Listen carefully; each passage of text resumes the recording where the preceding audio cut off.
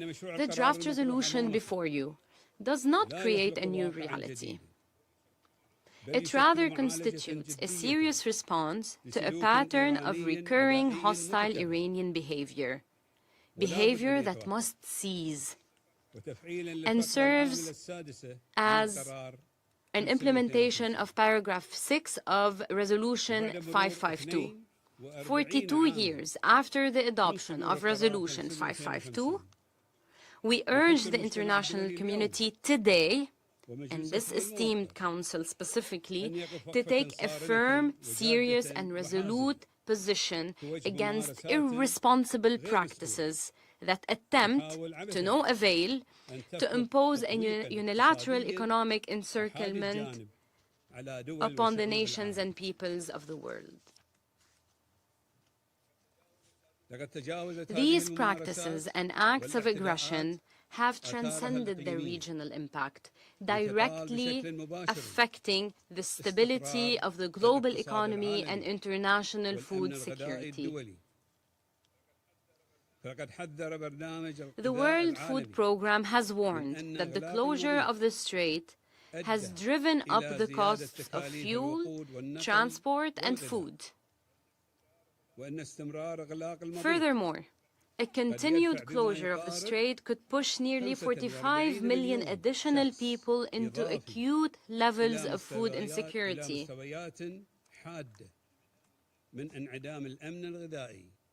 A situation that demands urgent and responsible international action. Excellencies, in light of the global turbulence witnessed today, it is no longer possible to ignore the fact that the obstruction of navigation in the Strait of Hormuz represents a systematic pattern of behavior, one predicated on weaponizing this vital waterway as a tool for political pressure and leverage. Let us be clear. A failure to act today would entail grave consequences for the world and for humanity. It would embolden further violations of international law,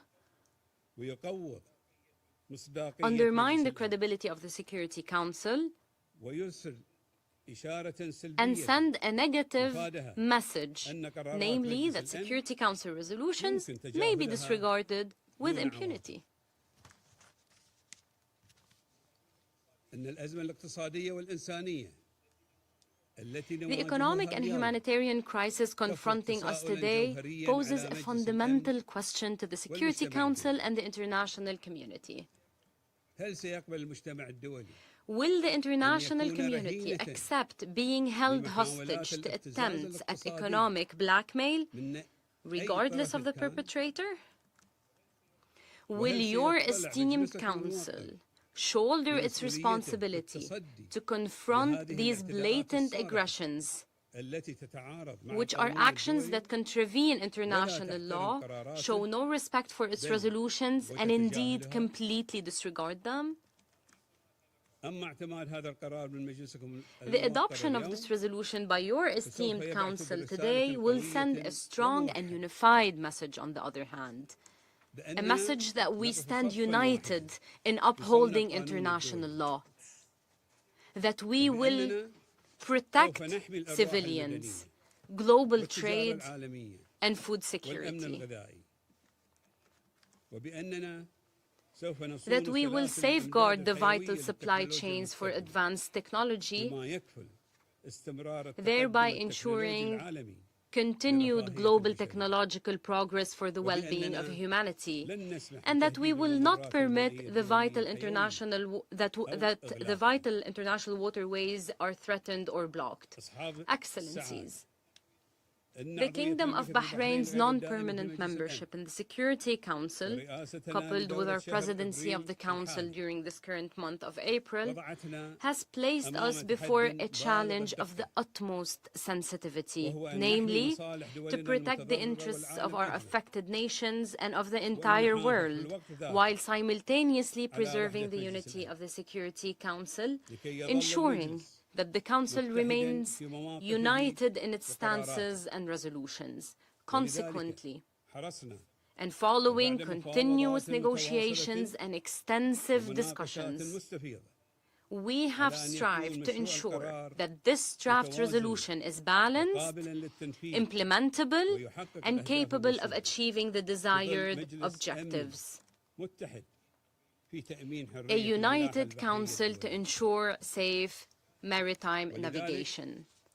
We therefore urge all members of the Security Council to support this draft resolution for the Council's credibility, the security and stability of our region, the growth of the global economy, the preservation of food security and technological advancement.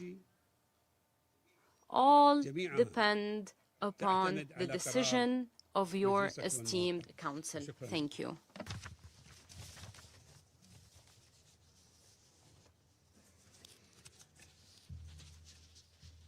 I shall now make a statement. No, I did. I resume my function as President of the Council. I shall put the draft resolution to the vote now. Will those in favor of the draft resolution contained in document S/2026/273 please raise their hand.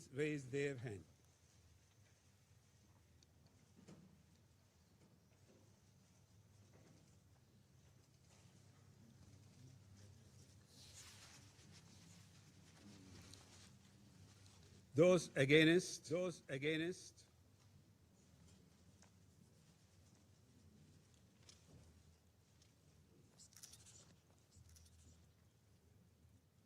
Abstentions.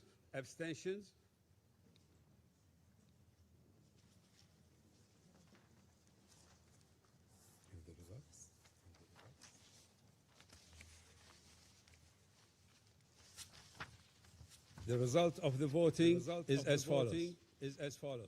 11 votes in favor, 2 votes against, 2 abstentions.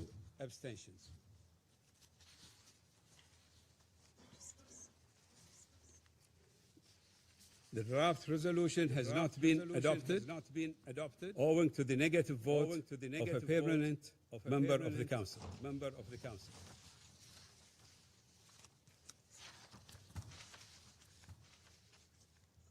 I now give the floor to those members of the Council who wish to make statements after the vote.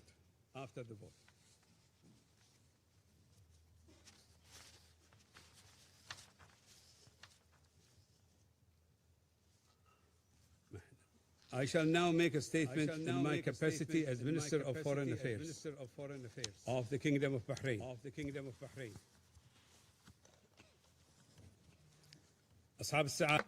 Your Excellencies,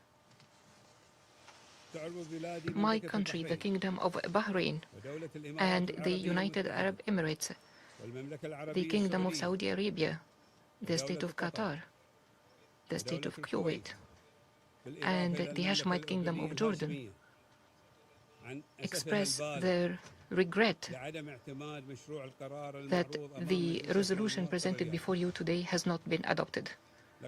The Council failed to shoulder its responsibility in relation to an illegal conduct that requires decisive action with no delay. We had hoped that the draft resolution would present a step towards a permanent solution that will ensure freedom of navigational freedom in the Strait of Hormuz as an international waterway that no country has the right to obstruct navigation in it according to international law. In this connection, we reiterate that the voice of international community, as represented in this Council and its resolution 2718 of 2026, which expressed the imposition of obligations that should be implemented with no delay. delay any inaction in this regard will undermine the credibility of the Council and emboldens to commit more violations. Accordingly, we call on the Islamic Republic of Iran to fully comply to these obligations and to constructively cooperate with the international community instead of continue to adopt policies of escalation and to employ ballistic missiles and launch drones against neighboring countries. The attacks that your Council has called for their stop and end, and we call on Iran to stop its attempts to create a reality that is based on threat, economic pressure by obstructing navigation in the Strait of Hormuz, as this will have consequences on energy, security, medicine, food supplies, international trade in the world at large. Your Excellencies, threats to navigational freedom and regional security are not subject to statute of limitation. These challenges are persistent, which require collective action and decisive action. Accordingly, we stress that our countries will continue to work in coordination with their partners and allies to ensure the navigational freedom and the protection of international maritime waterways, to prevent the recurrence of these threats, to ensure security of international economy and maintain interests of international community.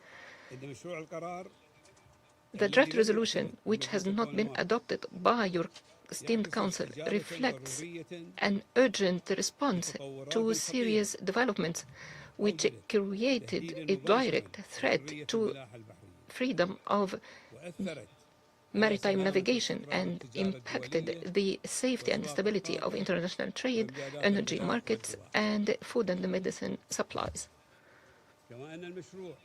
The draft has also aimed to consolidate principles of international law in relation to navigational freedom and ensure that waterways are not used as bargaining ships or tools of blackmailing.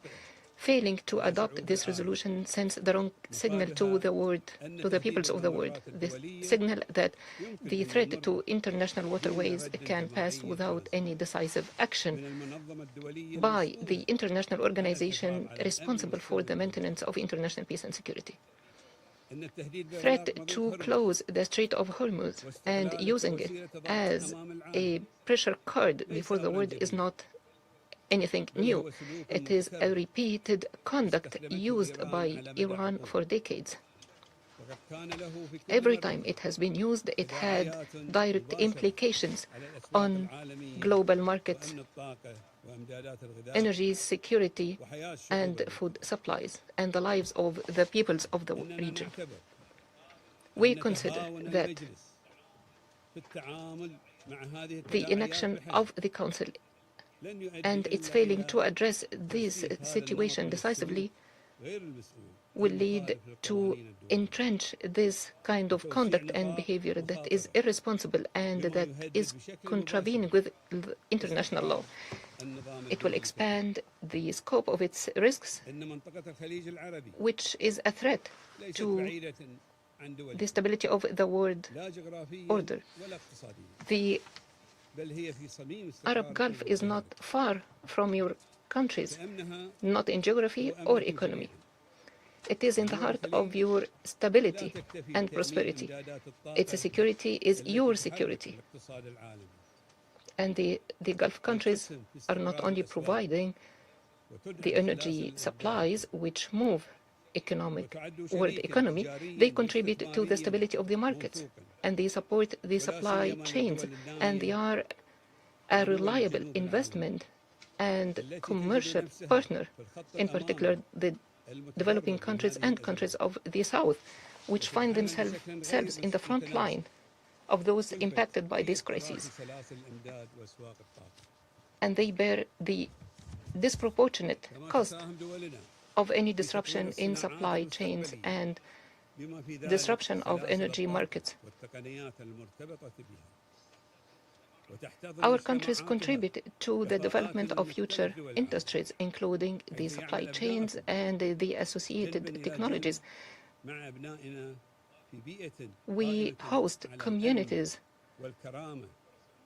of qualified people from all over the world.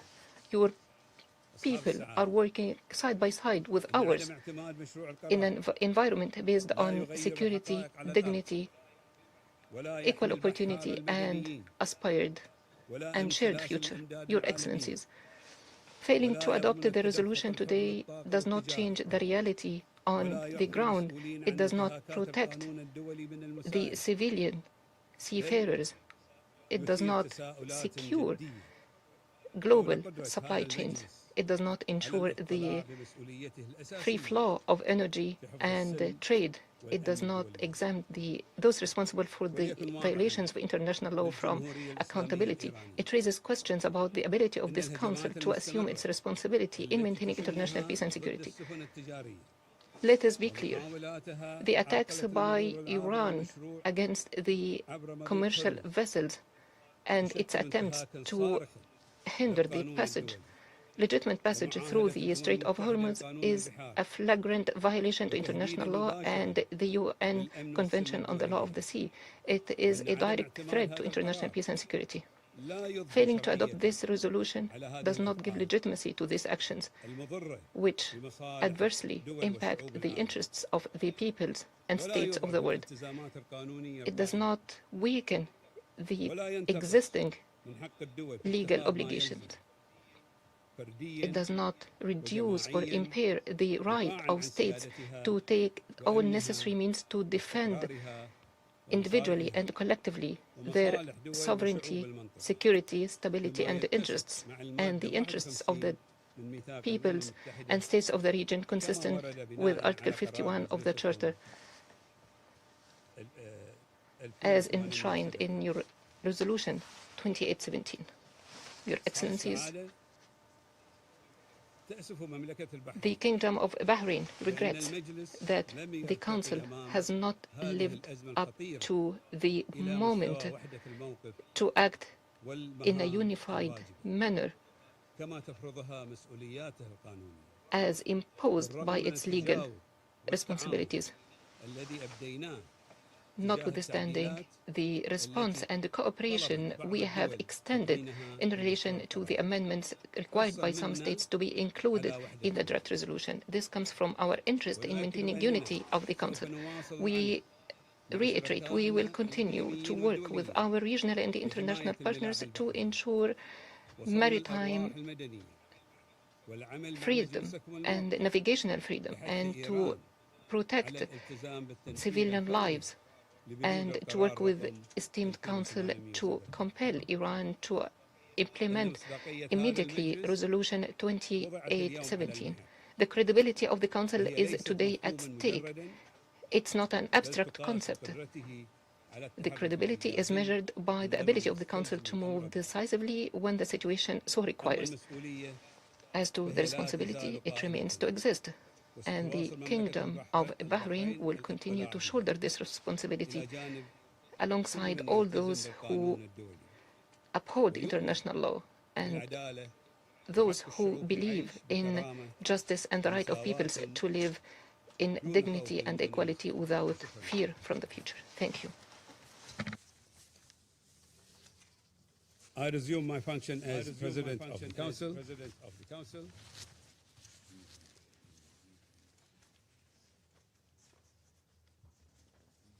I give the floor to the representative of the United States. Thank you, Mr. President. Thank you, Mr. President, for your statement. In mine, I want to be clear. I want to be very clear. That the United States stands with Bahrain. The United States stands with the people of the Gulf at this moment of reckoning. Colleagues, this is a time for choosing, and the countries that just opposed this resolution, led by the Kingdom of Bahrain, have chosen to oppose them. Just over 3 weeks ago, this Council adopted a resolution which garnered a record-setting, a UN record of 136 co-sponsors with no opposition in this Council. It was the most supported resolution in UN history, and that resolution clearly demanded that Iran immediately cease its attacks and threats against neighboring states and condemned its obstruction of safe civilian shipping through the Strait of Hormuz. As President Trump explained in his statement last week to the nation and the world, we are here because Iran's tyrannical regime has persisted for decades in escalating its attacks against the American people, our allies in the region, and the world's commercial fleets, in flagrant violation of international law, and nearly a dozen resolutions from the United Nations Security Council. Colleagues, 47 years ago, the Iranian regime's first act was to take dozens of Americans hostage. Now, it's taking the Strait of Hormuz hostage, and with it, attempting to take the world's economy hostage. Well, colleagues, that may be its last act. We'll see. Iran has laid mines in the strait. They are firing upon civilian commercial vessels. These vessels are carrying fertilizer, oil, medical supplies, other critical goods around the world. They are threatening the entire world with energy shortages, disrupted supply chains, and possibly even famine. The Iranian regime has deliberately chosen to broaden their war to the Gulf by firing on our allies, not just U.S. military bases, but shooting in all directions. Just against the United Arab Emirates alone, Iran has fired over 500 ballistic missiles, over 2,000 drones, dozens of sophisticated cruise missiles. Again, not against military targets, against resorts and ports and hotels and civilian neighborhoods in absolute and flagrant violation of international law. The Kingdom of Bahrain has sustained thousands more ballistic missiles, drones, cruise missiles, again against civilian neighborhoods. Iran has deliberately chosen to broaden their war even further. Iran's foreign minister, Arachi, has stated now the Strait of Hormuz is now Iranian territory. That's quite the pronouncement. And that they will treat it as their own territory. Again, holding the world's economy hostage. This was their choice to deny the world oil that's needed to heat their homes. African and South Asian states who need grain and fertilizer to pass freely through the strait in time for planting season and spring. As we speak, colleagues, as we speak right now, 80 UN and international humanitarian groups delivering medical aid, shelter, supplies, and food to humanitarian crises in the Congo, in Sudan, in Gaza, cannot pass through the strait. No one should tolerate that they are holding the global economy at gunpoint. But today, Russia and China did tolerate it. They sided with a regime that seeks to intimidate the Gulf into submission, even as it brutalizes its own people during a national internet blackout for daring to imagine dignity or freedom. Now it seeks to punish the world as cynical leverage in its death to America approach to foreign policy. Colleagues, The blight Iran has inflicted upon us, you and its own people, it did not begin on March 11th. It did not begin February 28th or even today. For nearly half a century, the Islamic Republic of Iran, the world's leading state sponsor of terrorism, has built its reason for existence on the violent exporting of a revolution. It's built its reason for existence on intimidation and terror. And I commend Bahrain and everyone who voted with this resolution for saying enough is enough. It has attacked American embassies. It has murdered hundreds of American diplomats, service members, and civilians. It has bombed American barracks and businesses. It has tried to bomb our cities. It has even repeatedly conspired and failed to assassinate the President of the United States. The perpetrator of that Iranian plot was just convicted right down the street in Brooklyn in an American court. Thank God. This year alone, multiple agents of the Iranian government were convicted and intercepted in other plots to kill the president and an American-Iranian dissident who spoke right here at this council, Masa Alinejad, all in clear violation of Security Council Resolution 1373, which prohibits states from supporting acts of terror. 47 years and counting, colleagues, Iran has campaigned against peace in the region by any means necessary. Just this January, it slaughtered tens of thousands of its own citizens, as we discussed right here in this council. But yet, the regime then promised no more executions on its citizens. But what are they doing? Violating that promise, and instead are slaughtering, on average, one Iranian per day. People who dare to protest their own government. Iran has also armed terrorist proxies, targeted civilians, strangled shipping lanes, and destabilized governments. As a 2019 UN Secretary General report affirmed, it has hidden and encouraged its proxies to hide behind civilians and civilian infrastructure to attack Americans and our allies. The Secretary General himself affirmed Iran hides military hardware in hospitals and schools and civilian neighborhoods for propaganda purposes in the most sick and despicable way. Don't take that from me.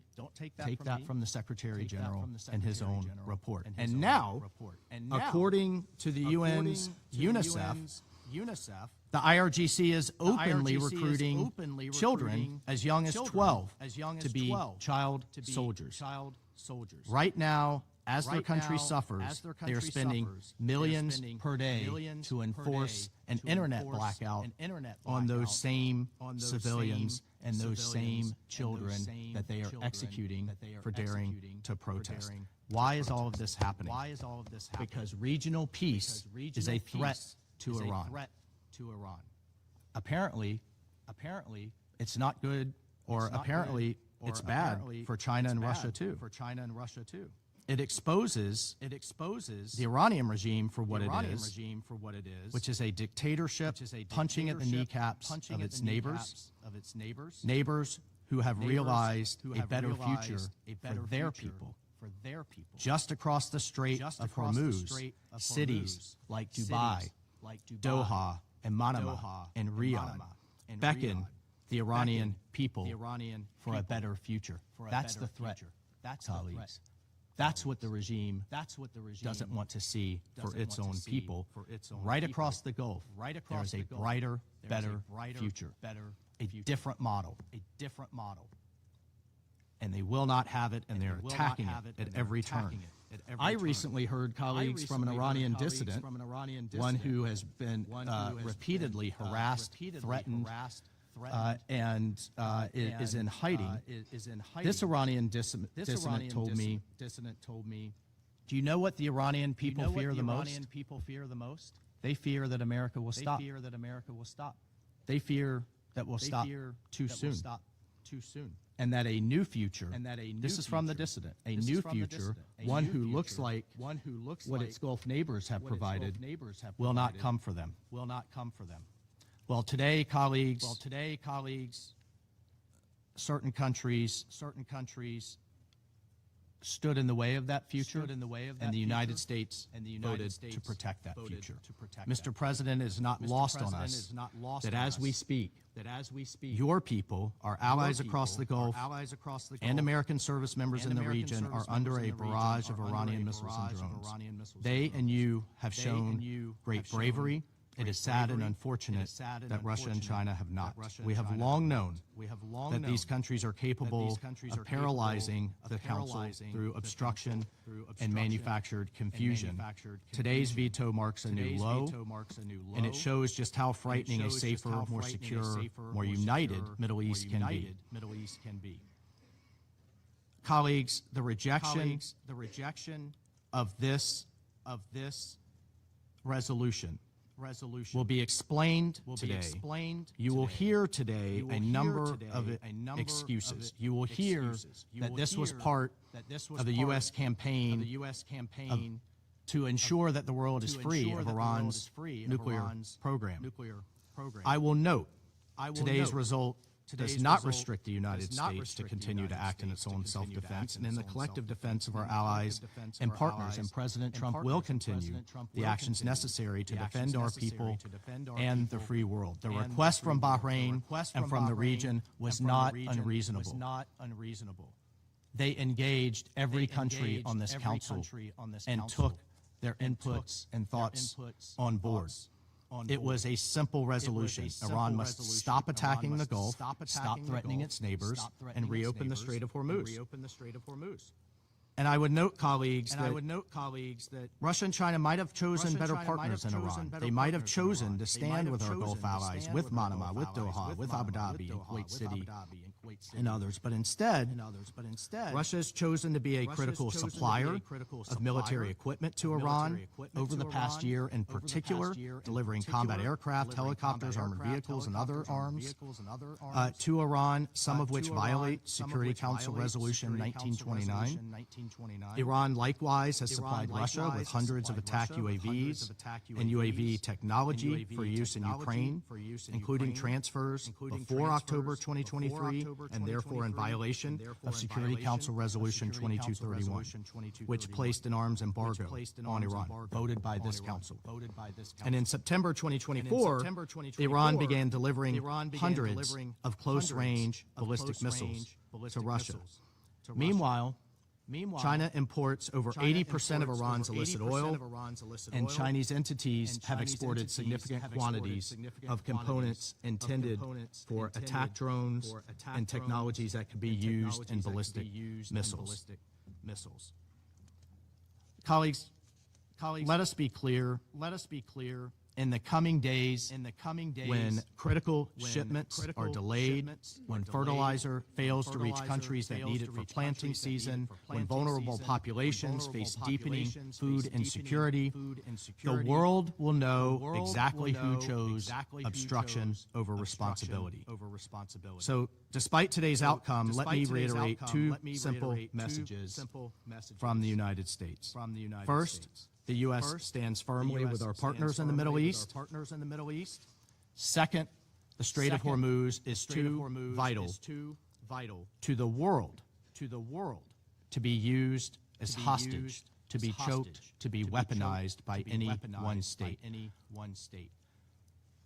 Colleagues, let me be frank. Most member states here need the Strait of Hormuz more than the United States does.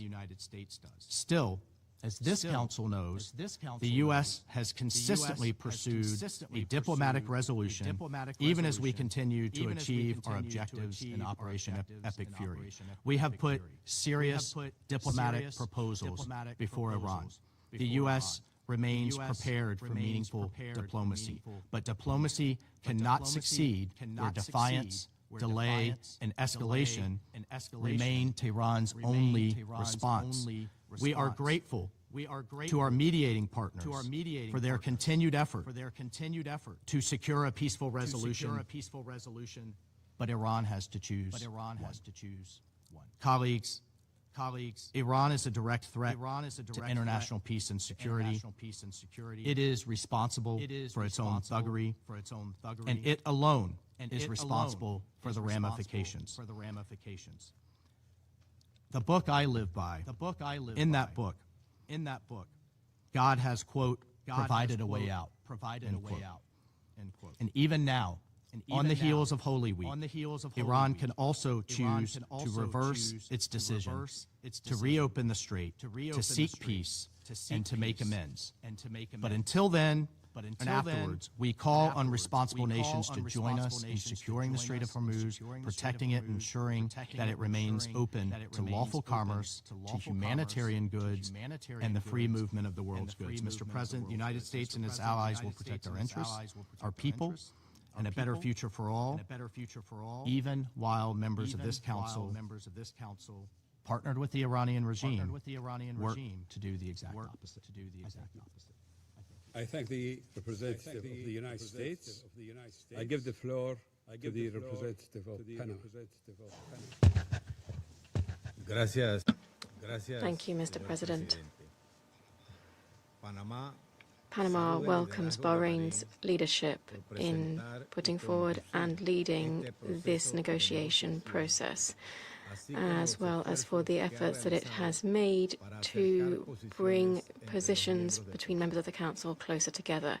Panama recognizes the critical importance of safeguarding by all parties and at all times the protection of the civilian population and critical infrastructure, as well as ensuring maritime security and freedom of navigation in the Strait of Hormuz, which is an essential waterway for international commerce, energy security, and global economic stability. We reiterate our solidarity and our support for the countries of the Gulf and all of those affected by attacks on civilian infrastructure and international navigation in this important strategic area.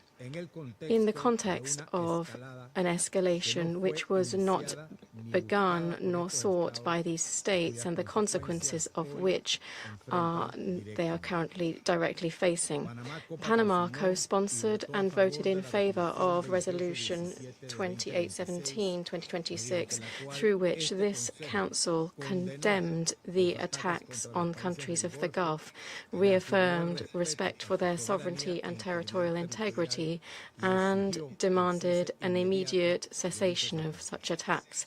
Panama also wishes to underscore and welcome the position of containment demonstrated by countries of the Gulf in the current context, which, despite having been subject to attacks, voted not to escalate the situation through the exercise of proportionate responses, which in the legitimate right to self-defense contained in Article 51 of the UN Charter. Panama understands from our own historic experience what it means to be the subject of action that attack or undermine the sovereignty, territorial integrity, security, and economic stability of a country, as well as understanding that the Security Council will not be able to act with the due promptness and effectiveness required by the situation. The cruelty of the current escalation and the intensification of the strikes that we are seeing at the moment strengthens our firm belief that this Council cannot stand by in light of situations that have direct impacts on international peace and security. Panama reiterates that the first essential step to contain the escalation in the region is an immediate cessation of hostilities by all parties, with the approach and demand put forward by my delegation, which we have put forward throughout this negotiation process and that we reiterate to this Council today. This position reflects our firmly held belief that there is no military solution to the current escalation and that no sustainable solution can be reached without prioritizing dialogue, diplomacy, and negotiation as fundamental measures for the settlement of international disputes. Mr. President, Panama welcomes the efforts made throughout the negotiation process to reflect the various perspectives of the members of the Council, in particular the inclusion of language relating to respect for the sovereignty, territorial integrity, and political independence of states, as well as the substantive adjustments subsequently made following the end of negotiations on the text, which specify the defensive nature of the measures contemplated, since this is a crucial element that contributed to bringing positions of members of the Council closer together. We insist that any measure that would be taken under the framework of this resolution should be implemented not only with this defensive purpose in mind, but also always strictly in accordance with international law, including international humanitarian law and international human rights law, with full observance for the protection of the civilian population and civilian infrastructure. Mr. President, Panama, as the sovereign owner and responsible operator of the Panama Canal, and as the holder of one of the largest registers of maritime shipping, notes that, particularly sensitively, any step that might affect the predictability, security of international navigation. These considerations have direct and concrete implications for our country, to the extent that escalation-based scenarios might have harmful repercussions on other strategic routes.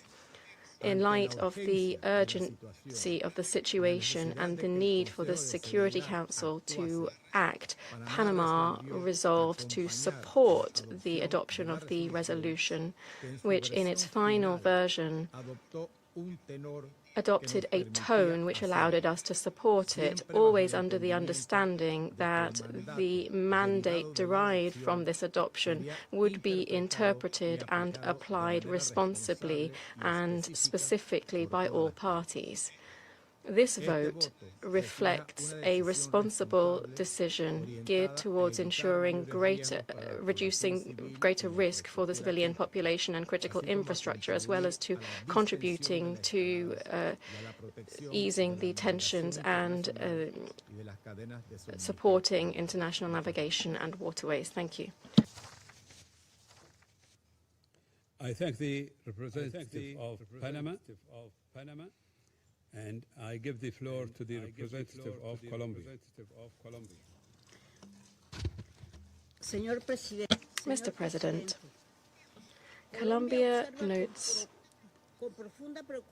with profound concern the developments of the situation in the Middle East, a situation which is now entering its 6th week without clear signs of de-escalation.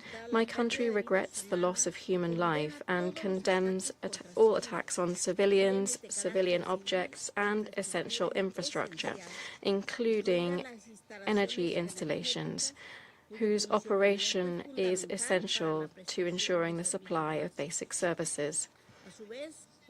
At the same time, Colombia recognizes the strategic importance of the Strait of Hormuz for international commerce and energy security. Effects on maritime security have impacts that transcend the region and particularly affect developing countries. For this reason, my delegation participated actively in the negotiations and put forward proposals aimed at balancing the text, introducing greater clarity regarding the scope of the measures contemplated and avoiding broad wording which might give rise to interpretations overstepping the objective of guaranteeing free security of navigation. This in line with the principles and purposes of the United Nations Charter and international law. We thank Bahrain for the efforts made to address some of the positions and concerns expressed by members of the Council. Nonetheless, there remain substantive aspects that were not fully resolved and in light of which my country continues to have serious concerns.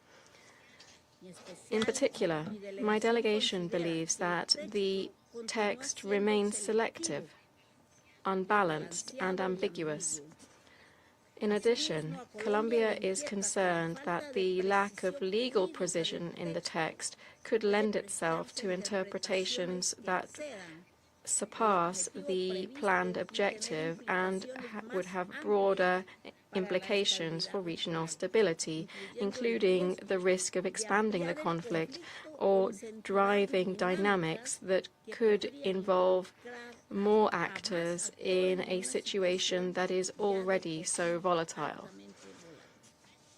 For this reason, and since we believe that the text before us today is far from contributing to a negotiated solution, Colombia abstained in the vote. My country believes that in the current context, the Council should send clear messages geared towards containment and preventing a greater escalation. Furthermore, Colombia believes it's fundamental to give space to ongoing mediation efforts. In this context, measures that ramp up the confrontation run the risk of undermining these opportunities and hampering progress towards negotiated and sustainable solutions. We regret that the Security Council has missed this opportunity to provide a unified response that would contribute effectively to easing the tensions and opening space for peace. We reaffirm our solidarity with our colleagues from Bahrain, the Gulf, and all countries in the region. At the same time, we reiterate the urgent call for a cessation of hostilities, respect for international law, and for the promotion of dialogue as the only path towards resolving this crisis, because peace is inside. Thank you. Representative of Colombia for the statement. I give the floor to the representative of Pakistan. Thank you, Mr. President. At the outset, let me reiterate Pakistan's continued and unwavering support and complete solidarity in these challenging times with the brotherly kingdom of Bahrain and other fraternal GCC countries, the Kingdom of Saudi Arabia, Qatar, Kuwait, United Arab Emirates, and Oman, as well as Jordan, the countries that are not parties to the ongoing conflict in the Middle East, but are directly suffering from its consequences.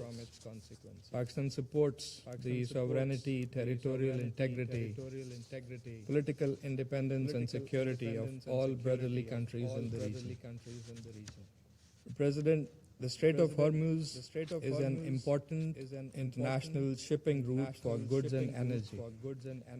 Pakistan calls for the security of ships and crew members and the swift and safe passage of civilian ships and restoration of normal passage through the strait.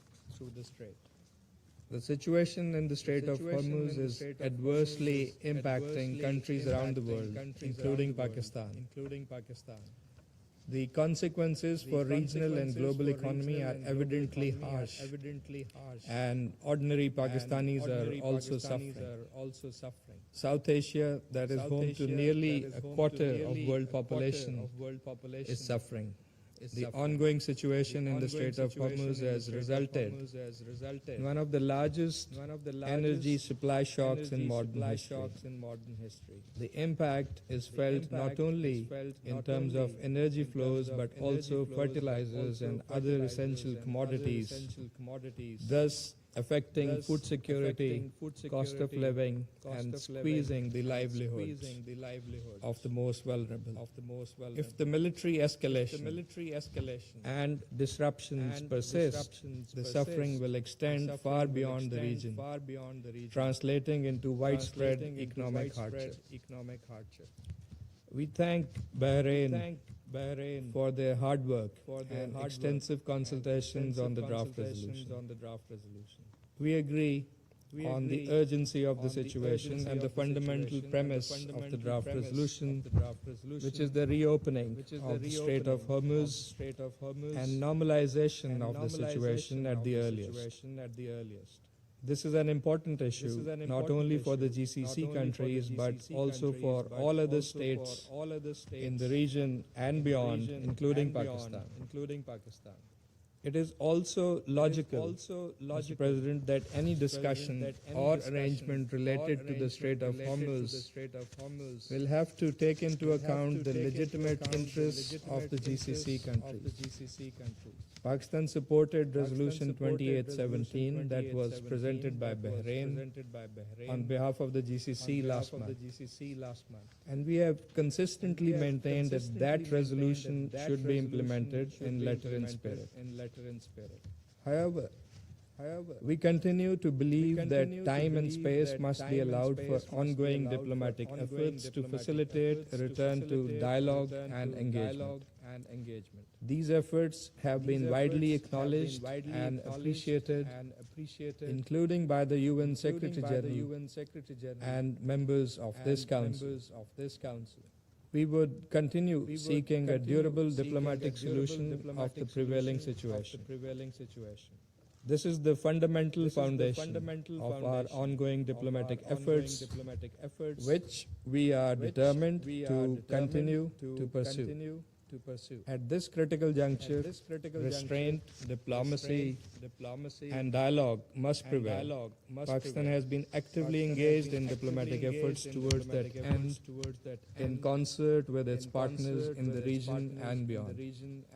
The Deputy Prime Minister and Foreign Minister of Pakistan, Senator Muhammad Ishaq Dar, hosted the Foreign Ministers of Egypt, Saudi Arabia, and Turkey in Islamabad last week to advance the pursuit of a peaceful resolution of the ongoing crisis through intensified diplomatic engagement.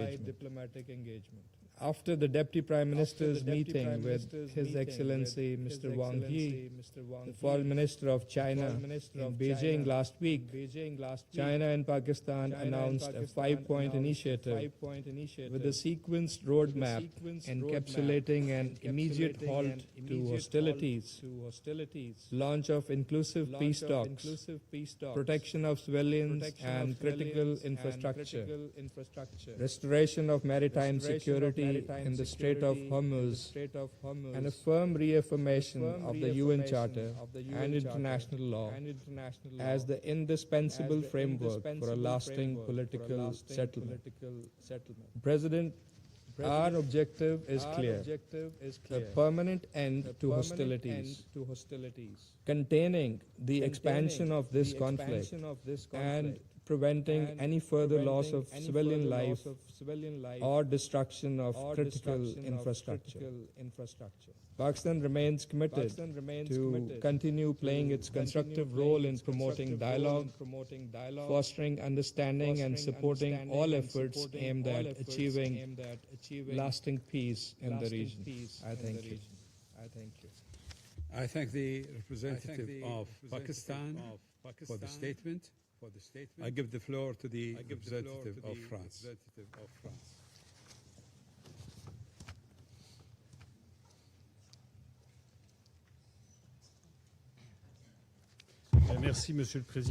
Thank you, Mr. President. Mr. President, France deplores the fact that the draft resolution, which was tabled by Bahrain, was not able to be adopted owing to the veto cast by a permanent member of the Security Council.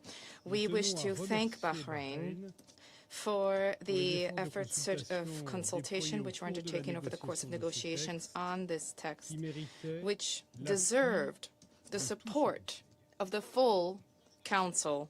France voted in favor of this draft resolution because freedom of navigation, maritime safety and security in the Strait of Hormuz are of critical importance for the stability of the Middle East and for international stability, and because the text, in our view, contained a part of the means necessary to contribute to this. Mr. President, for a number of weeks now, Iran has de facto been blocking the Strait of Hormuz. France condemned Iranian attacks targeting commercial vessels, and we voiced our concern in light of the risk of mines there. This interference and obstruction constitutes a violation of the right of the law of the seas and undermines global provisions in energy and fertilizer. The consequences are reverberating for the entire global economy and particularly afflicting the most vulnerable populations. This obstruction must cease and freedom of navigation must be restored. On the 11th of March last, the Security Council adopted Resolution 2817, resolution which condemned Iran's indiscriminate strikes targeting Iran and Jordan, and targeting the Gulf states and Jordan. This resolution, which France supported and co-sponsored, recalls that rights and freedoms of navigation in the Strait of Hormuz must be respected under all circumstances. This resolution recalls the fact that rights and freedoms of navigation in that said strait must be respected.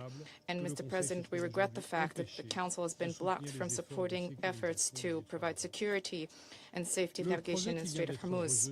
And the aim was to encourage strictly, purely defensive measures to provide the security and safety for the strait without spiraling towards escalation. It reaffirmed in a useful manner the right of states to protect freedom of navigation, commercial vessels and crew in accordance with international law in the face of attacks and provocations. This resolution contained, inter alia, paragraphs calling for de-escalation in the Strait of Hormuz and the Gulf, the cessation of attacks targeting civilian infrastructure, the resumption of diplomatic efforts geared towards achieving lasting peace in the region. It is hard to understand that two permanent members of the Security Council who state their commitment to diplomacy and peaceful dispute resolution cast their veto in the light of these provisions. The text encouraged states to coordinate efforts to establish security-related initiatives for maritime navigation in the Strait of Hormuz, specifically through the defensive missions. We deplore the fact that this was not adopted today, but we do intend to continue to work alongside international partners to establish an initiative to contribute to security of maritime transit in the strait when conditions permit. Resolution 2817 and international law already allow for this to be the case.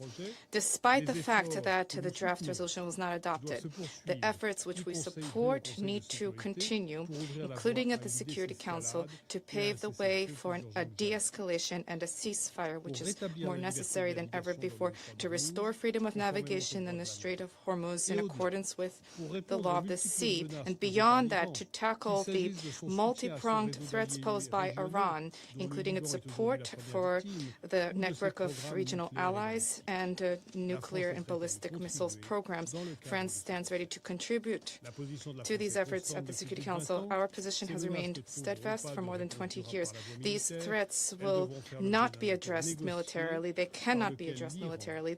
There needs to be a negotiated agreement through which Iran accepts major concessions to address the legitimate concerns of the international community. And here, too, France stands ready to contribute to efforts to that end. Thank you. I thank the representative of France for the statement.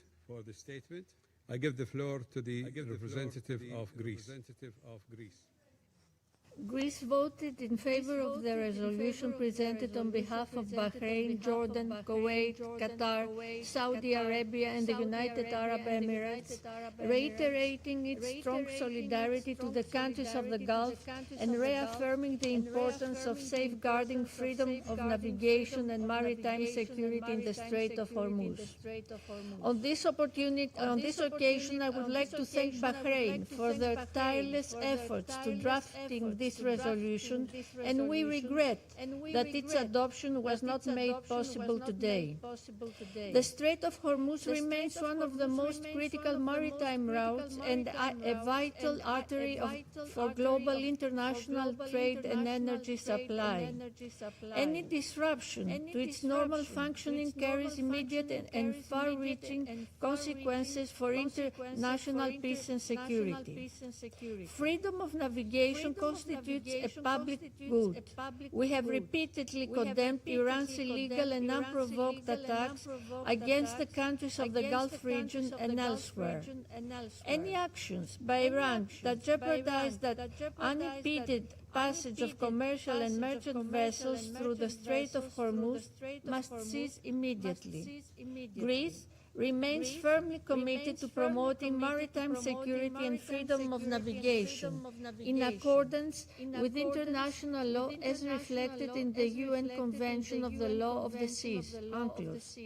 It is in this context that Greece today voted in favor of this resolution, which aim was and is to encourage the coordination of efforts defensive in nature to ensure the safe and unimpeded flow of maritime traffic through the Strait of Hormuz and to contribute to stability in global energy markets. All ships should enjoy the right of transit passage through the Strait of Hormuz in accordance with international law as reflected in the UN Convention of the Law of the Sea, which is rightly recognized as the Constitution of the Ocean and codifies customary international law and is thus binding by all states. In concluding, Mr. President, a de-escalation of hostilities remains of paramount importance, both with regards to the wider conflict and the situation in the Strait of Hormuz. All parties must exercise maximum restraint, prevent a further spiral of violence, and urgently work towards reopening credible channels of dialogue. Our aim must remain to find ways to return to the negotiating table with a view to a peaceful settlement in line with international law and the UN Charter. I thank you. The representative of Greece for the statement. I give the floor to the representative of Denmark. Thank you, Mr. President. Mr. President, Denmark voted in favor of this resolution. We did so with a grave sense of responsibility and a firm commitment to supporting all efforts to ensure freedom of navigation in the Strait of Hormuz and to bring hostilities in the Middle East to an end. Denmark is deeply concerned by the continuous escalation across the region. For 5 weeks this conflict has raged, bringing with it more death and destruction by the day and further destabilization of the already volatile and tense situation.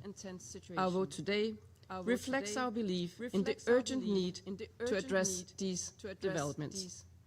Mr. President, Iran's attacks continue unabated against countries in the region and beyond. Denmark strongly condemns these continued attacks, which must stop immediately, and we express our full solidarity with all the countries concerned. De-escalation and respect for international law, including international humanitarian law, are now more important than ever. All diplomatic efforts to reduce tensions must be pursued. We welcome any such efforts and call for negotiations to be resumed in good faith. We welcome the Secretary General's appointment of Sean Arnault as his personal envoy to lead UN efforts on the conflict in the Middle East and its consequences. Mr. President, many aspects of this conflict have sent shockwaves across the globe. This is particularly true for the closure of the Strait of Hormuz, caused by Iran's actions. This closure is not only a disruption, but a dangerous escalation, measured in lives and livelihoods lost. Global growth and development depend on the freedom of navigation, the repercussions for the global economy, and, increasingly, for food security, in particular across developing countries, are enormous. As a great maritime nation, Denmark is committed to maritime security, to open sea lanes, and to the safety of all seafarers. Mr. President, Iran's actions near and around the Strait of Hormuz constitute a threat to international peace and security. Iran must immediately cease all attacks and any other attempts to impede lawful transit passage in the Strait of Hormuz. It is crucial to permanently restore safe passage and ensure freedom of navigation in the Strait of Hormuz, consistent with Security Council Resolution 2817 and the United Nations Convention on the Law of the Sea. That is why Denmark voted in favor of this resolution. While we strongly regret that it was not possible to adopt this resolution today due to the vetoes cast by two permanent members, Denmark remains committed to safeguarding peace, security, and stability in the Middle East. I thank you. I thank the representative of Denmark for the statement. I give the floor to the representative of Latvia. Thank you, Mr. President. Latvia voted in favor of the resolution submitted by Bahrain, and we express our regret that a positive outcome was not reached. It is profoundly troubling that certain members of this Council have chosen to obstruct a resolution designed to ensure the safety and security of navigation in the Strait of Hormuz and advance global stability. Just 3 weeks ago, the Council adopted Resolution 2817, co-sponsored and supported by Latvia, alongside an unprecedented number of countries. In it, the Council called upon Iran to refrain from interfering with international navigation. In the days and weeks that have followed, Iran has doubled down and effectively closed the Strait of Hormuz, shocking the global economy. The continued failure and refusal by the Iranian regime to comply with its obligations under international law, including its breaches of the United Nations Convention on the Law of the Sea, as well as its persistent non-compliance with binding resolutions of this body, constitutes not only a breach of international order, but leaves this Council with a responsibility to act. Mr. President, we must ensure maritime security and freedom of navigation in the Strait of Hormuz. It is categorically unacceptable for Iran or any state, for that matter, to use an international waterway as a bargaining chip and to hold the global economy hostage. Supply chains are being disrupted, global energy prices have spiked, and acute food insecurity around the globe is growing at an alarming rate, especially among those most vulnerable. Iran is setting a dangerous precedent which we cannot allow or normalize, and we commend Bahrain for addressing precisely this crucial reality in its resolution. Finally, alongside the unprecedented closure of the strait, the Iranian regime is continuing its unprovoked strikes against countries in the region. We condemn this attacks against civilians and civilian infrastructure, and reiterate our steadfast solidarity with our partners in the region. We repeat our calls for immediate de-escalation and for protection of civilians. Mr. President, allow me to once more express my sincere appreciation to Bahrain for their efforts on this pressing. Thank you. I thank the representative of Latvia for the statement. I give the floor to the representative of the Russian Federation. Mr. President, the Russian Federation voted against the draft tabled by Bahrain, Jordan, Qatar, Kuwait, the United Arab Emirates, and Saudi Arabia. the draft resolution relating to the situation in the Strait of Hormuz and the adjacent waters. The position of our country regarding the present-day crisis in the Middle East is principled, consistent, and objective in nature. We condemn the United States and Israel's aggression against Iran. We respect the sovereignty and territorial integrity of all countries in the region, both the Islamic Republic of Iran and other countries of the Persian Gulf. We reject strikes targeting their civilians and their civilian infrastructure and view this as unacceptable. The Russian Federation undertook and continues to undertake efforts, including at the highest levels, to end such actions. We are striving to achieve a prompt establishment of peace in the Persian Gulf and in the Middle East. However, the Russian Federation was not able to support a text that would generate a dangerous precedent for international law of the sea, for any international efforts at peace, as well as for the authority of the Security Council of the United Nations. Back when Security Council Resolution 2817 was being negotiated, we called upon all Council colleagues to adopt a balanced and an objective approach. Similar, equitable messages have already been repeatedly broadcasted by the Secretary General of the United Nations, calling upon the United States and Israel to end the war and calling upon Iran to cease attacks on its neighbors.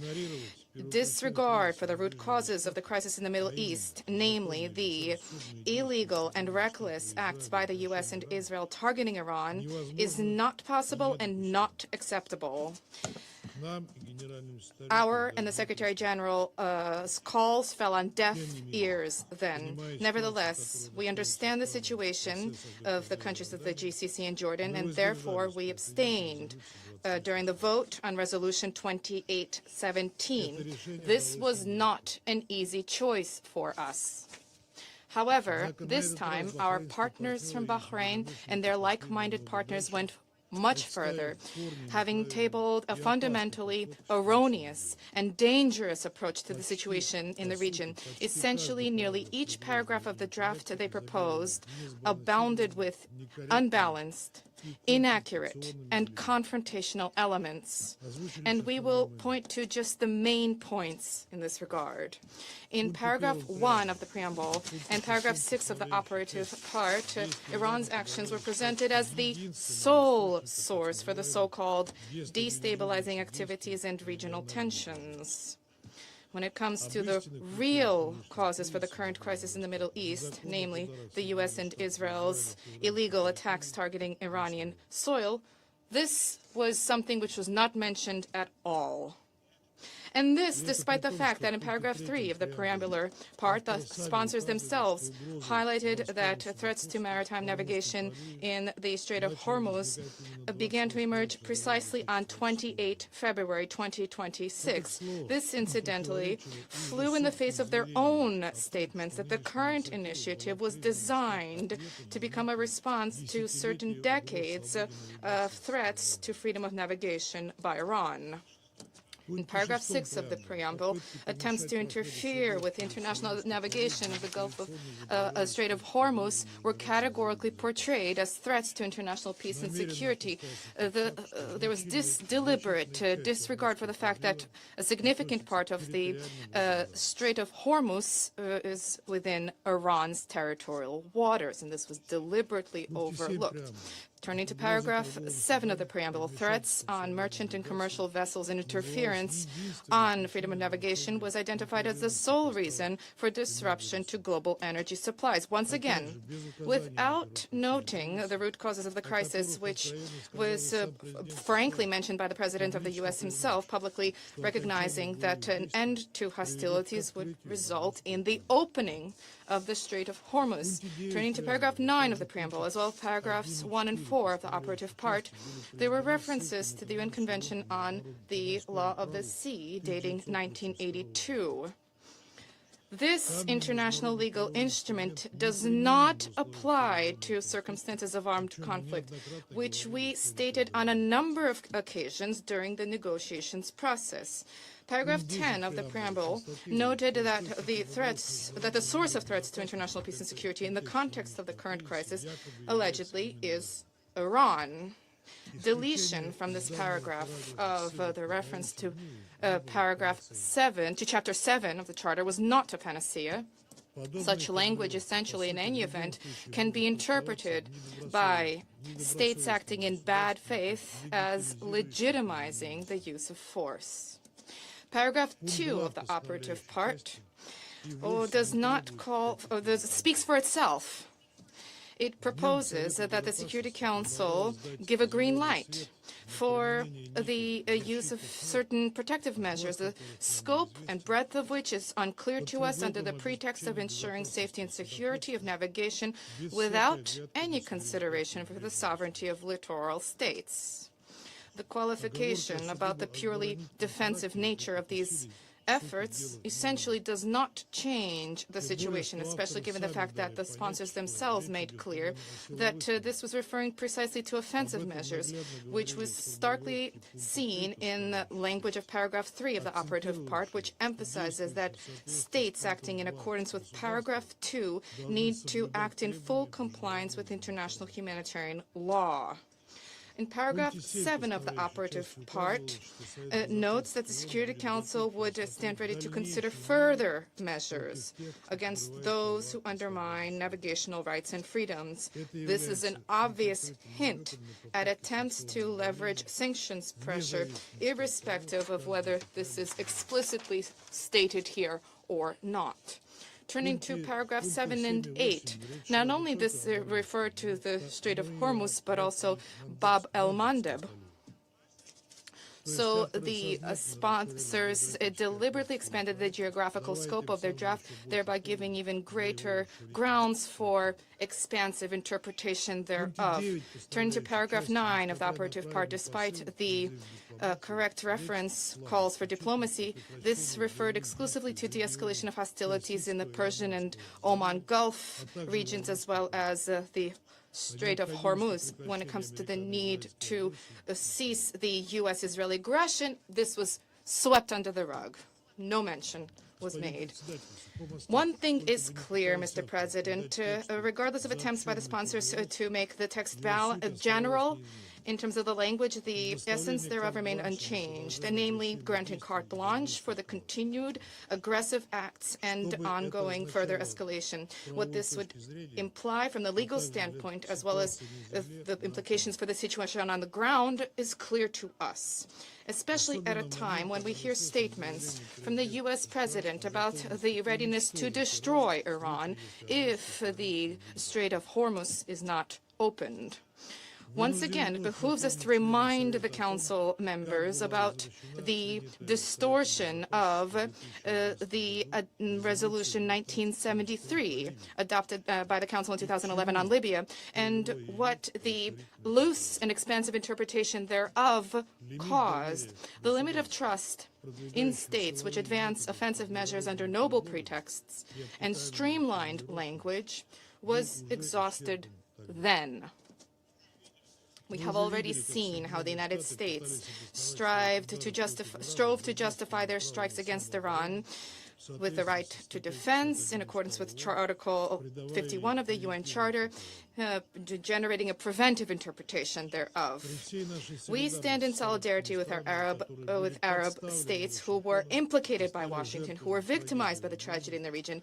And despite that solidarity, we cannot but note that attempts to impose the rules of the game in the Strait of Hormuz plays into the hands of those who wish to further undermine security and stability in the Middle East and beyond. The protective measures to protect vessels, like any other property of member states of the United Nations, does not require Security Council resolutions. So it's sufficient to have references to Article 51 of the Charter of the United Nations, which grants the right to self-defense virtually under any circumstances.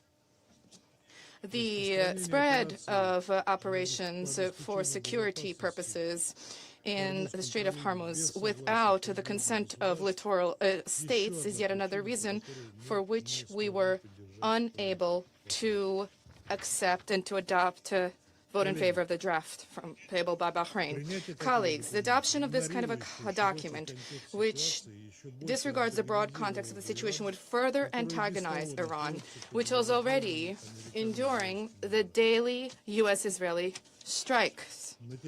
On the country's territory, vast numbers of civilians are perishing. There are now nearly 2,000 of such civilians who have died, 1/4 of whom are women and girls. The supreme leader has been killed, and as have many of the country's leadership. Civilian infrastructure is being attacked, including schools, hospitals, universities, energy, nuclear facilities, including the Bushehr power plant. And this is liable to morph into catastrophic humanitarian repercussions for Iran and for the entire region. We wish to underscore that the Security Council did not agree to a single line with an assessment of these violations of international law. No excuses you will hear from us today, Ambassador Waltz. I will not dwell in detail on the egregious double standards of this approach. However, this was carried out in a completely illogical manner, even from the standpoint of simple pragmatism. The adoption of such a one-sided resolution would undermine any prospect for the resumption of negotiations for the purposes of resolving the crisis, and would also obstruct important and useful peace initiatives which are currently underway by a number of states, including China, Pakistan, and Turkey. If the Security Council were to adopt a position that was imposed upon it, then there would be no incentive whatsoever for Tehran to engage in contact in any form with Washington, Washington which twice already betrayed diplomacy. This was in June of 2025 and February of 2026.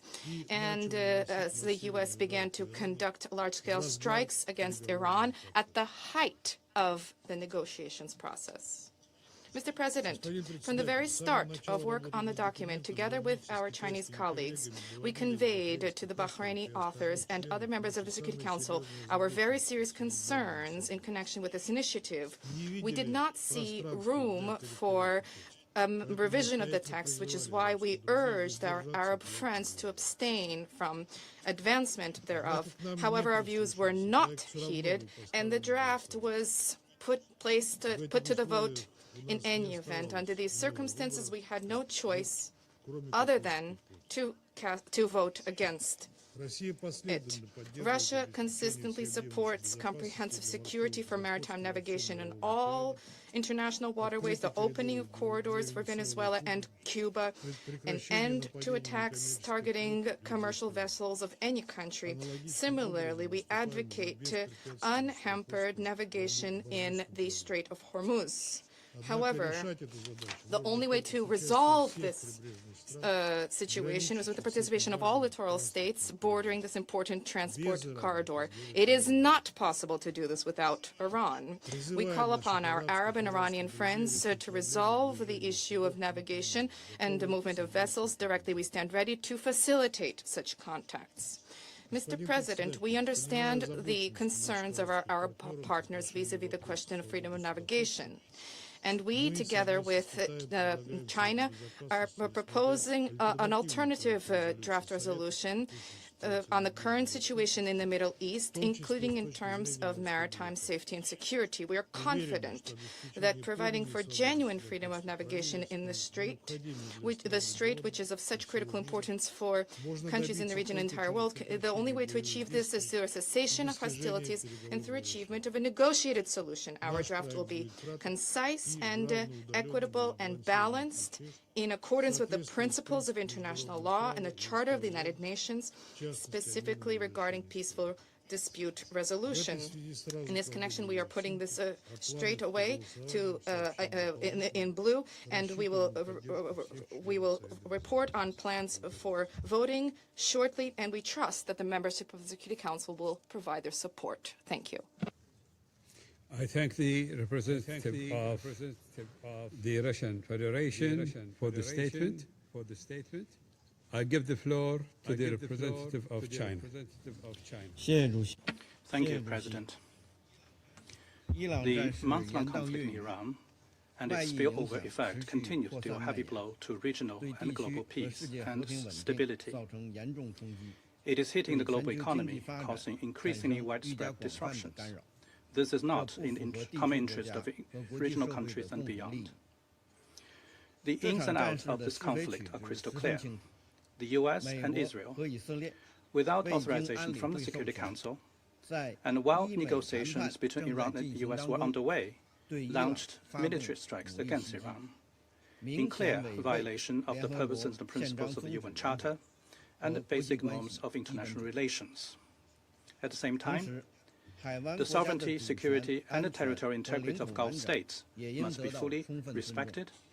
Civilians and non-military targets must be given necessary protection. The safety and the security of shipping lanes and energy infrastructure must also be safeguarded. China does not go along with Iran's attacks on Gulf states, nor does China condone the blockade of the Strait of Hormuz. Like all parties, China hopes that peace and stability will be restored to the strait as soon as possible and navigation will resume. China attaches great importance to this draft resolution submitted by the representative of Bahrain on behalf of the Gulf states.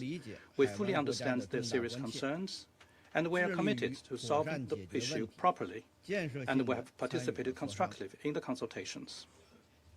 Under the current circumstances, this draft resolution should clearly identify the root causes of this conflict, seek appropriate solutions to address the root causes and ensure the safety and security of shipping lanes, and strive to promote dialogue and achieve peace. It is regrettable, though, the draft resolution fails to capture the root causes and full picture of the conflict in a comprehensive and balanced manner. It contains one-sided condemnation and pressure, characterizing the situation as a threat to international peace and security, as well as the use of armed escorts. Such language is highly susceptible to misinterpretation or even abuse.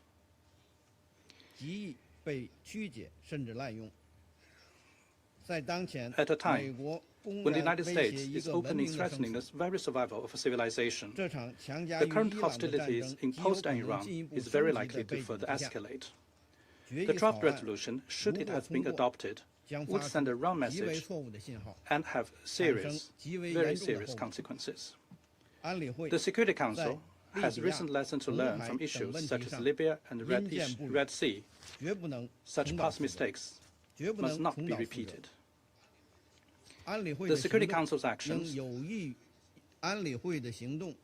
should be aimed at de-escalating the situation and cooling the temperature. They must not provide the veneer legitimacy for unauthorized military operations. The Council's action must not grant a license to use of force and further exacerbate tensions and add fuel to the fire, thereby leading to an escalation of the conflict.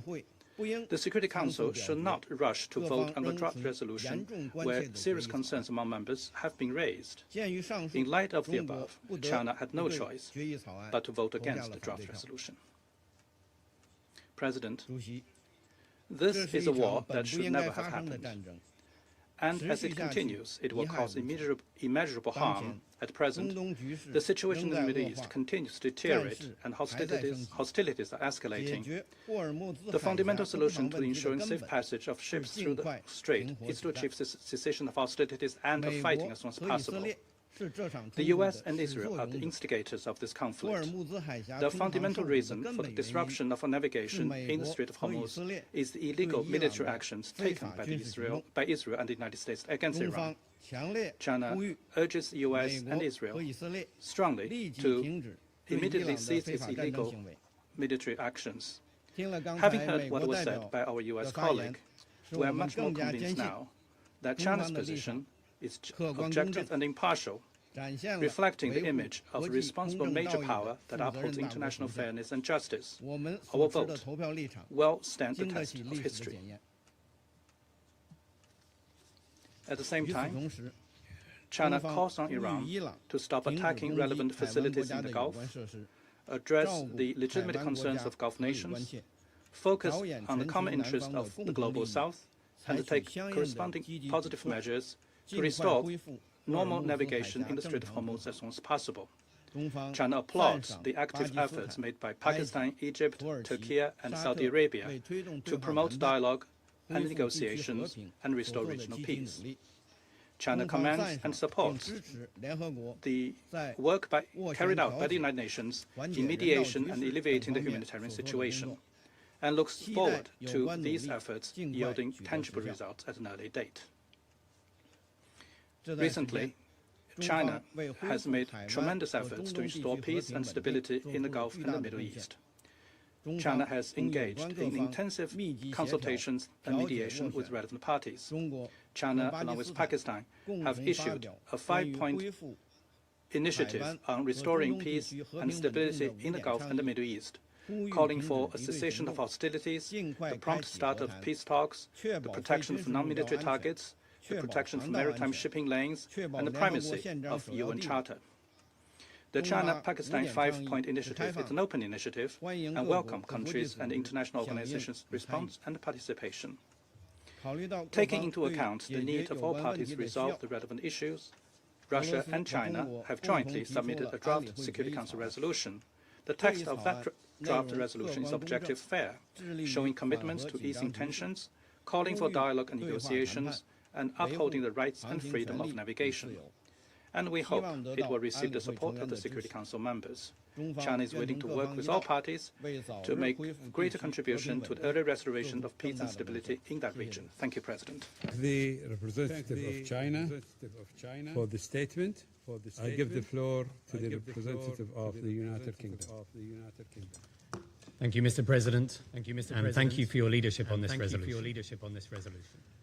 No country should be allowed to hold the world economy hostage. Yet that is exactly what Iran is doing, by denying the right of transit passage, a key navigational right under international law, as reflected in the United Nations Convention on the Law of the Sea.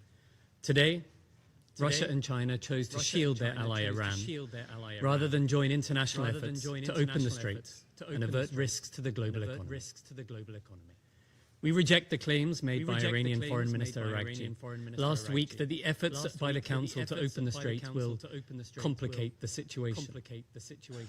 It is Iran's actions that have closed the Strait. This has already had dire consequences, and the longer this stranglehold continues, the worse this situation will get. In the last 24 hours, we have heard only 9 vessels pass through the Strait of Hormuz, an international shipping route that would normally see up to 150 vessels a day. The World Food Programme has estimated that this hostile act could push 45 million more people into extreme hunger by June. We supported Bahrain's initiative, and it is deeply regrettable that this resolution did not pass. The United Kingdom is already supporting our allies in the Gulf to defend themselves, in accordance with the existing and inherent right to individual and collective self-defense. We all want to see the de-escalation of tensions in the Strait, and we welcome current diplomatic efforts underway and stress the importance of respect for international law, including the international law of the sea as reflected in the UN Convention on the Law of the Sea. As my Foreign Secretary said last week, when the UK convened over 40 countries in support of the reopening of the Strait of Hormuz, we are determined to see every possible diplomatic, economic and coordinated measure to get the Straits reopened. We will not cease in these efforts. Thank you. I thank the representative of the United Kingdom. I now give the floor to the representative of the Islamic Republic of Iran. In the name of God, the compassionate and merciful, thank you, Mr. President. I congratulate Bahrain's presidency for this month. The draft resolution put before the Council was flawed, factually, legally, and politically. The draft is entirely one-sided, biased, and indefensible. It distorts the realities on the ground by falsely attributing responsibility to Iran, the victims of the aggression, while deliberately ignoring the root causes of the current crisis.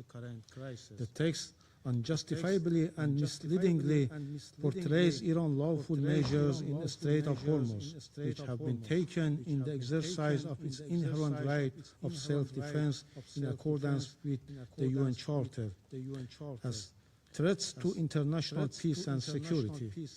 At the same time, the text seeks to legitimize subsequent unlawful action by the aggressors and their allies under pretext of safeguarding freedom of navigation and maritime safety in the Strait of Hormuz and the Persian Gulf.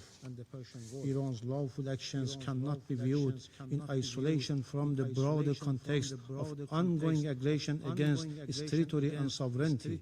Attempts to portray them as threat to international peace and security are therefore legally unfounded and devoid of any credibility. Mr. President, the objective of this draft is obvious: to punish the victim for defending its sovereignty and vital national interests in the Persian Gulf and the Strait of Hormuz, while providing political and legal cover for further unlawful acts by the aggressors. Had this draft been adopted, it could have opened the door to dangerously broad and abusive interpretation that could be used to justify further use of force and unlawful actions in clear violation of the UN Charter and international law. It is deeply regrettable that neither Resolution 2817 nor this draft nor the statement of certain Council's members contain any reference to the initiators of the aggressions or the destabilizing conduct in the region, as well as the root causes of the current situation. This clear omission reflects a persistent pattern to politicization and double standards with the Council. Let me be clear, this text would only embolden the United States and the Israeli regime to continue in their unlawful actions and atrocious crime while shielding from accountability. In substance, this was a United States draft introduced under the other names. 2 days, the President of the United States again resorted to language that is not only deeply irresponsible but profoundly alarming, declaring that, quote, the whole civilization will die tonight, never to be brought back, unquote. It is regrettable and alarming that while in full view of international community, the President of the United States shamelessly and brazenly issues threats to destroy all civilian infrastructure in Iran, including bridge, power plants, and energy facilities by setting a deadline, and openly reveals this intent to commit war crimes and crime against humanity. The penholder of the draft resolution and its supporters have rushed to bring forward such an entirely politicized text for a vote. Its adoption would have set a dangerous precedent, normalizing the use of force based on the vague and unsubstantiated allegation, undermining the integrity of the UN Charter and highlighting the risk of the broader regional and international escalation. For these reasons, we consider the draft legally indefensible, politically unbalanced, and strategically destabilizing. We express our appreciation to China and the Russian Federation for their responsible conduct, for their constructive approach, and for exercising the veto in a manner consistent with the principle of the UN Charter. Their action today prevented the Security Council from being misused to legitimize aggression. In fact, Russia and China ensured the Security Council would not be instrumentalized to legitimize aggression, and in doing so, they stood firmly on the right side of the history. We acknowledge and thank Pakistan and Colombia abstained, recognizing the serious implication the draft would have had for regional peace and stability. By contrast, those who supported the draft resolution chose to put the blame on Iran while remaining silent on the ongoing war crimes and criminal and the terrorist attack being committed by the United States and Israel against civilians and critical infrastructure in Iran. Their position and their votes today reflect a clear double standard. It exposes a stark gap between their stance commitment to the UN Charter and international humanitarian law and their conduct in practice. Such selective application of legal principles not only undermines their credibility but also calls into question the good faith of the invocation of international law and the UN Charter. Mr. President, we categorically reject all unfounded and politically motivated allegations against my country made in this meeting. These claims lack any legal basis and serve only to divert attention from the realities on the ground, namely the illegal and savage war launched by the United States and the Israeli regime against Iran. Their purpose is clear: to whitewash the atrocious and war crimes committed by the US and the Israel against the people of Iran and to obscure and deflect from serious violations committed against the Iranian people. Having said, Mr. President, I would like to make the following points. First, the Islamic Republic of Iran, as a responsible state committed to the United Nations Charter and international law, has consistently upheld freedom of navigation and maritime security in the Persian Gulf, the Strait of Hormuz, and the Gulf of Oman. For decades, the Strait of Hormuz has remained open to all vessels, with freedom of navigation and maritime safety effectively maintained. Currently, the Strait of Hormuz remains open. However, the ongoing unlawful and brutal war waged by the United States and the Israeli regime against Iran has created a dangerous situation that has directly affected maritime safety in the region. In accordance with its inherent right of self-defense, Iran has taken necessary and proportionate measures to prevent aggressors and their supporters from using the Strait of Hormuz for hostile purposes. As a coastal state, Iran has restricted passage for vessels linked to those acts of aggression in accordance with international law. Therefore, vessels associated with the aggressors don't qualify for innocent passage and will be treated in accordance with applicable legal frameworks. Non-hostile vessels not involved in or supporting aggressions may continue safe passage in coordination with relevant authorities in Iran. Responsibility for any disruption or escalation in this vital waterway lies with the United States and Israel, whose actions have undermined regional stability and endangered freedom of navigation. Lasting stability depends on ending aggression and fully respecting Iran's legitimate rights and interests. Second, Iran has consistently pursued to resolve differences through political and diplomatic means, including with parties that have had serious disputes, in order to prevent escalation into conflict. This unjustified and unwarranted war was imposed on Iran by the United States and Israel.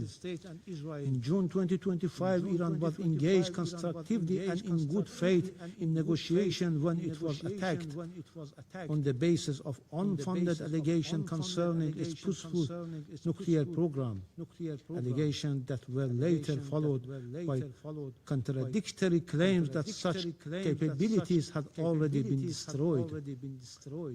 The current aggressions was likewise initiated by the United States and the Israeli regime at the time when Iran, for a second time, was actively engaged in negotiation, and an agreement was within reach. Once again, diplomacy was undermined and ultimately betrayed by the United States.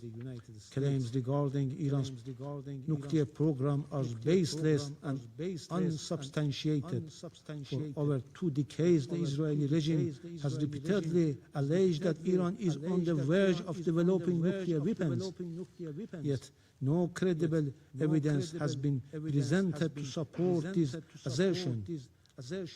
As a committed state party to the Treaty on Non-Proliferation of Nuclear Weapons, Iran has consistently rejected nuclear weapons and has clearly condemned the use of all weapons of mass destruction.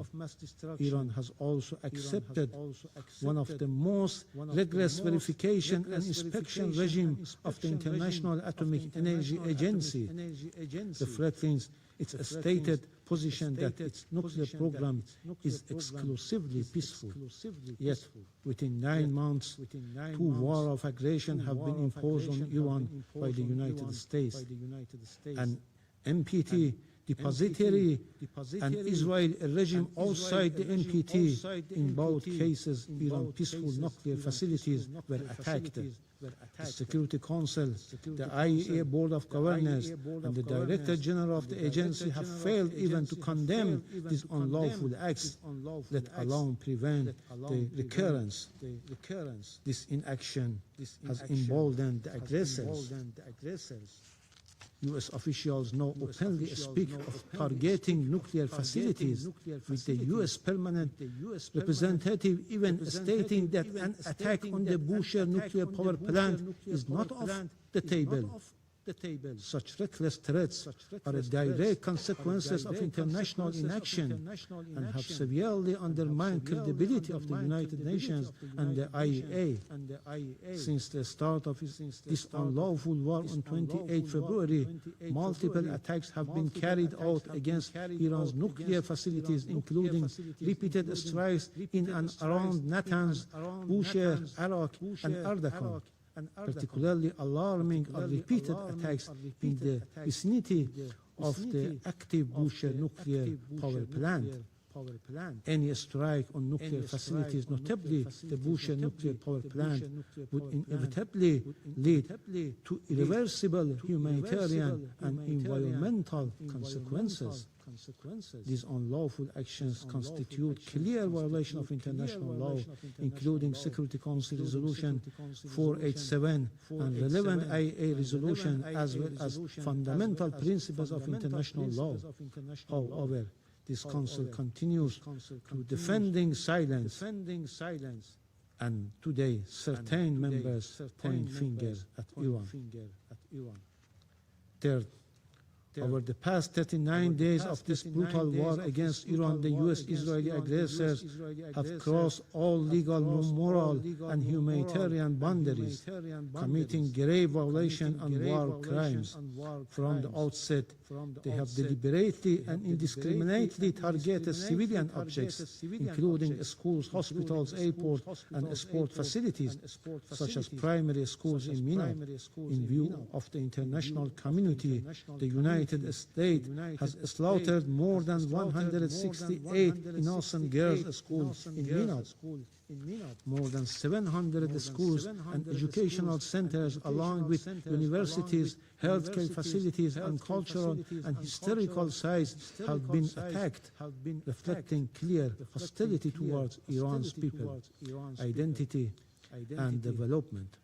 They also struck key industrial and production facilities built over decades despite severe sanctions.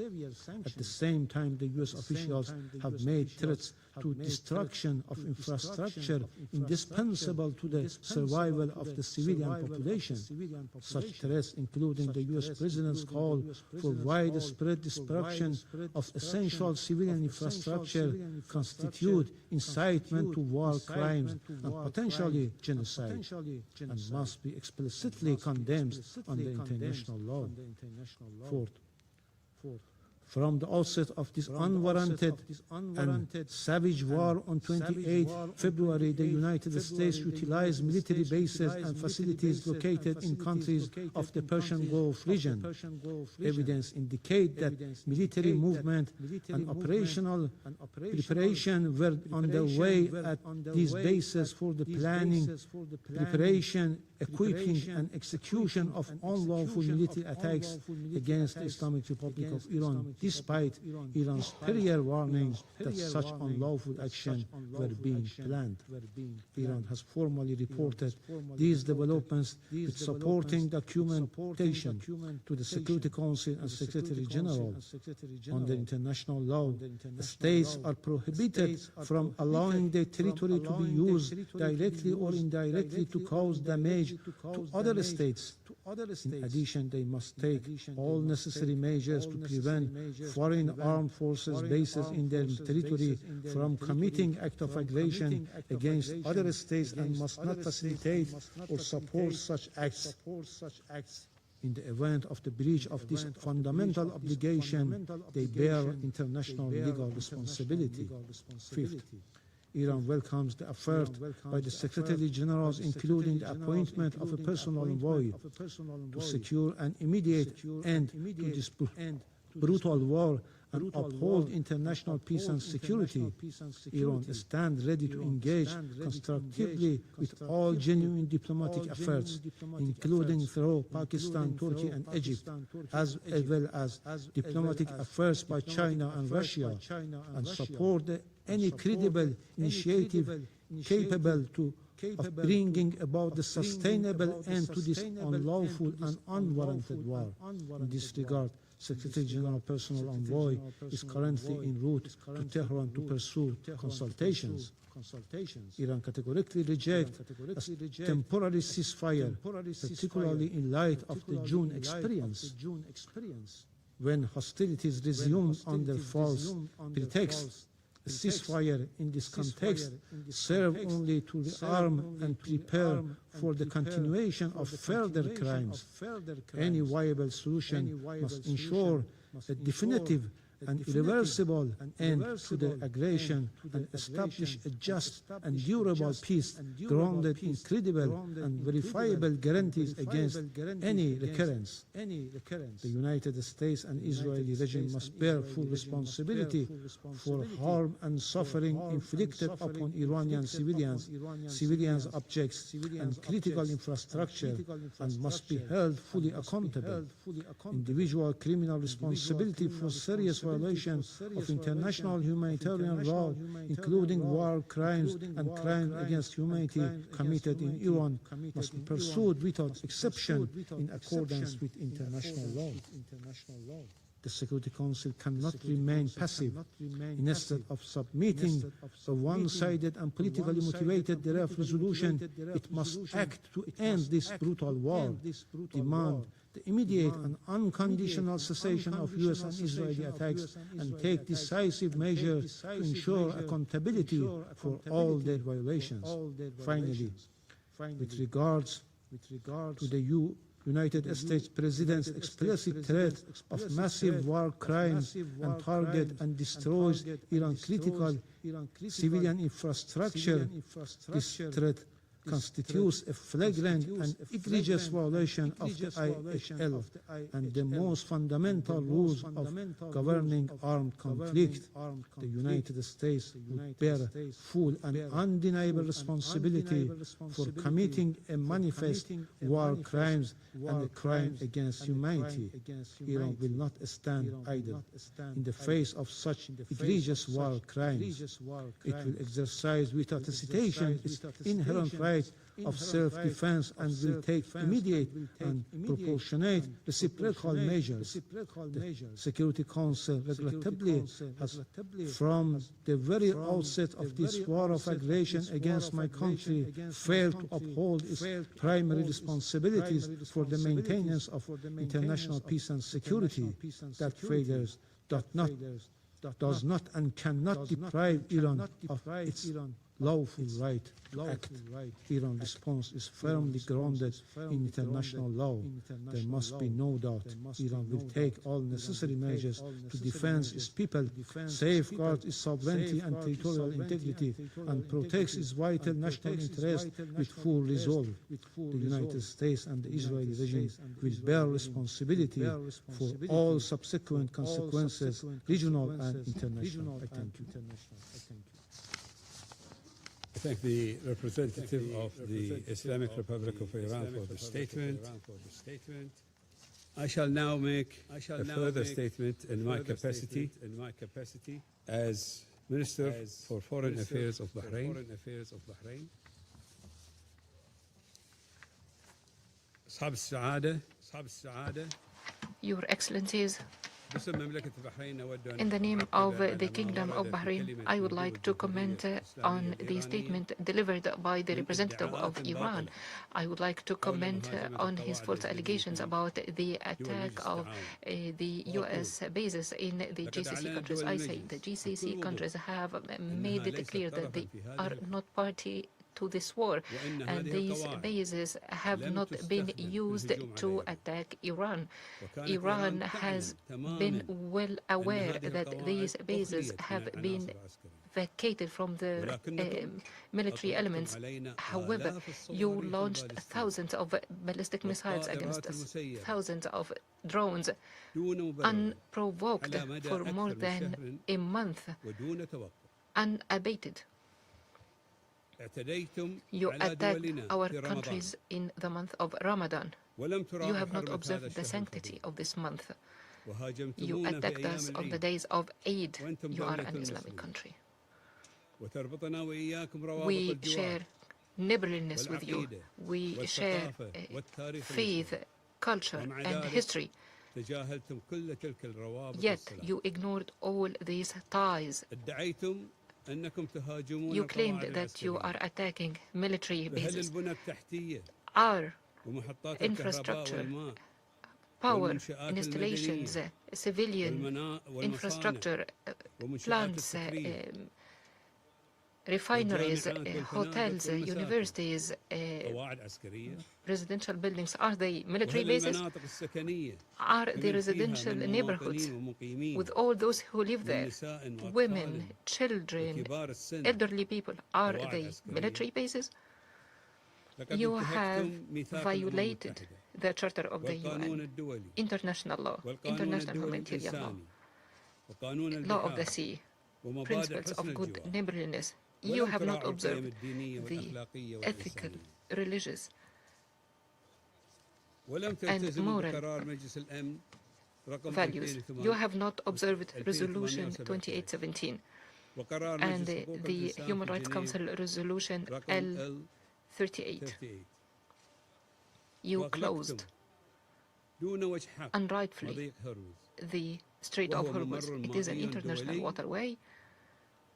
It is a good of all peoples of the world. It's not a property of Iran. You took international economy as a hostage in a terror-like manner. You denied the world countries sources of energy, medical and food supplies. You disrupted international trade. You inflicted severe harm to international trade. You pushed 45 million persons, in particular in the south, to famine and starvation. Under the watch of the whole world, you attacked neighboring countries of yours who share good relations with you, economically, trade, socially, and even politically. In the GCC countries, we adopted wisdom and patience in the face of the destructive attacks by your missiles. Our countries have not launched one single bullet against Iran. However, our brave national forces defended our independence, sovereignty, and stability. They protected our citizens and those who are living in our territories. We have the full right to defend our countries and our peoples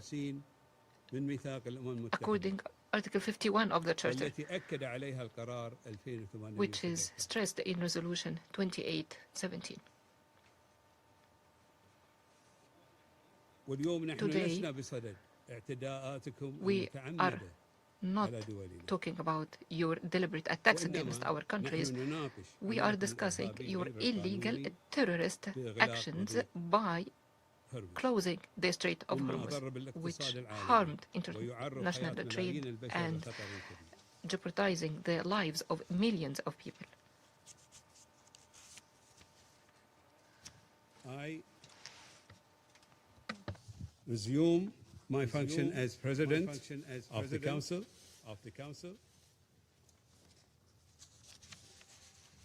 The representative of the United States has asked for the floor to make a further statement.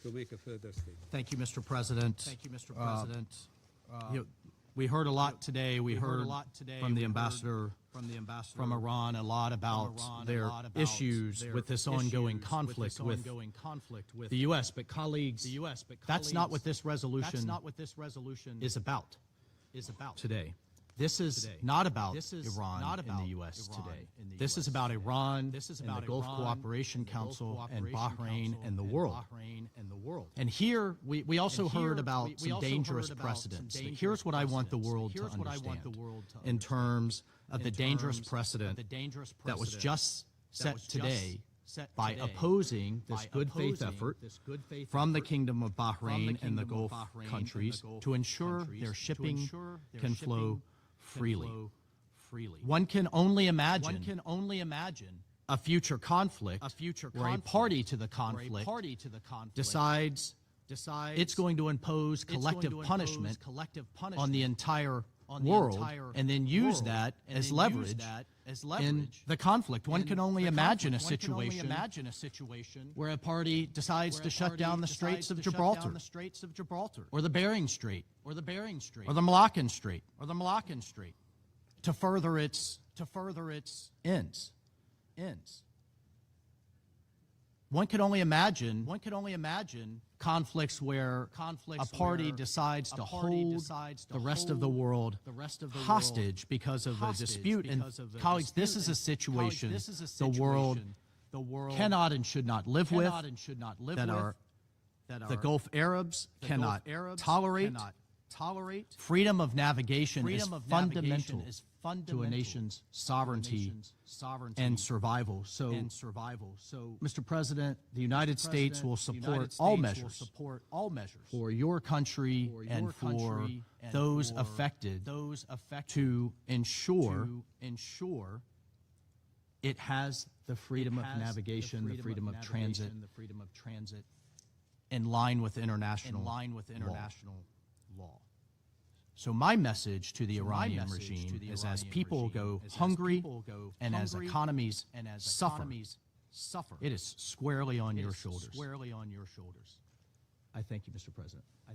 I thank the representative of the United States for the statement.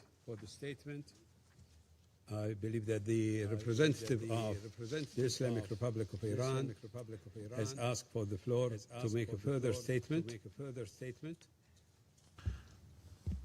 Thank you, Mr. President.